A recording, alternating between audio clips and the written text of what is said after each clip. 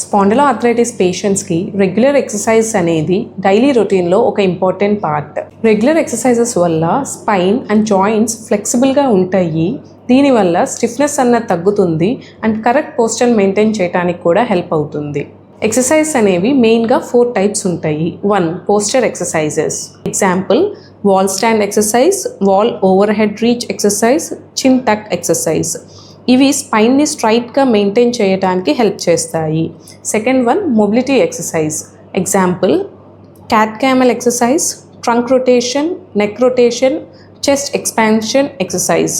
ఇవి spine and chest mobility improve చేయడానికి help అవుతుంది. Third one stretching exercises.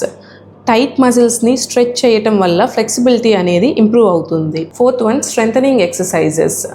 Core, back and major muscle గ్రూప్స్ని strengthen చేయడానికి help అవుతుంది. కాంబినేషన్ ఆఫ్ దీస్ 4 ఎక్సర్సైజెస్ అనేది బెస్ట్ అప్రోచ్.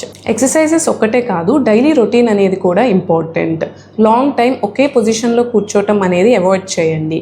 వర్క్ చేస్తున్నప్పుడు ఎవ్రీ 30 to 60 minutes వాక్ చేయటం లేదా పోస్చర్ అన్నది చేంజ్ చేసుకోవాలి. కూర్చునేటప్పుడు బ్యాక్ సపోర్ట్ అనేది ఇంపార్టెంట్ అండ్ ఫార్వర్డ్ లీనింగ్ పొజిషన్ని అవాయిడ్ చేయండి. స్పోర్ట్స్లో వాకింగ్, స్విమ్మింగ్, సైక్లింగ్ అనేవి బెస్ట్ ఆప్షన్స్.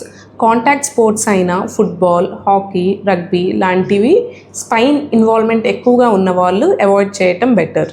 మెయిన్గా అవాయిడ్ చేయాల్సింది స్లౌచ్డ్ పోస్చర్, లాంగ్ టైం ఒకే పొజిషన్లో కూర్చోవటం, పెయిన్ ఎక్కువ ఉన్నప్పుడు హై ఇంపాక్ట్ ఆస్టర్నస్ ఎక్సర్సైజెస్ని అవాయిడ్ చేయండి. Follow for more rheumatology related updates.